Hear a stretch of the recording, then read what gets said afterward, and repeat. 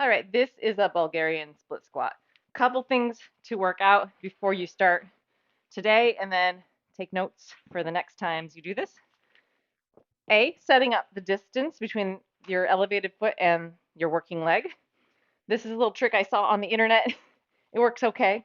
You're going to sit on your tool or your bench or whatever you've got ready to kick the back leg up on. You're going to kick the working leg out till the knee's just a little bit bent, and then pull yourself up onto that foot, kick the non-working leg back, and you supposedly has a nice setup. This is a little bit stretched out for me. I can feel a lot of work in the hip flexor behind me. So I'm going to jump back 2 inches or so. When you're at the bottom, you can check to see if you're in a good position. You should feel very little work on the kicked up leg. You should see the knee plumb lining either right ahead of the toe, in line with the toe, or maybe the laces, somewhere in there. It should not be up and down. We don't want a vertical shin. We want a positive angle shin. Technicalities. Um, so that's number one.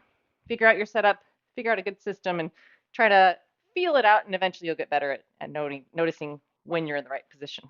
Second, the height of this bench is pretty dang high. Like I said, my non-working leg was distractingly tensioned, and sometimes it's too high because it's a hard workload for that standing leg to be on its own.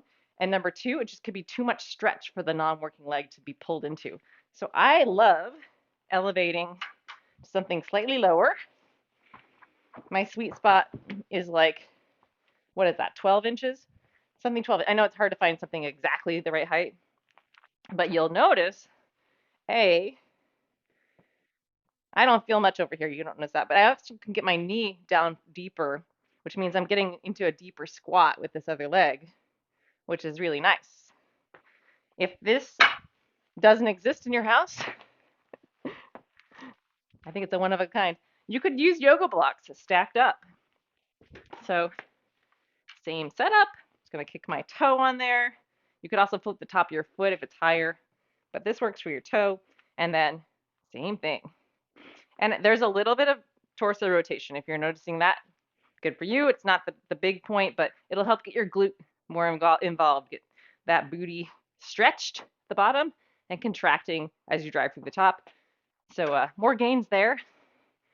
And I think those are the two big things, elevation and distance. So once you get those figured out, it's going to be a lot easier to get this work done. And you can focus on the working leg instead of all the other components if you take some good notes.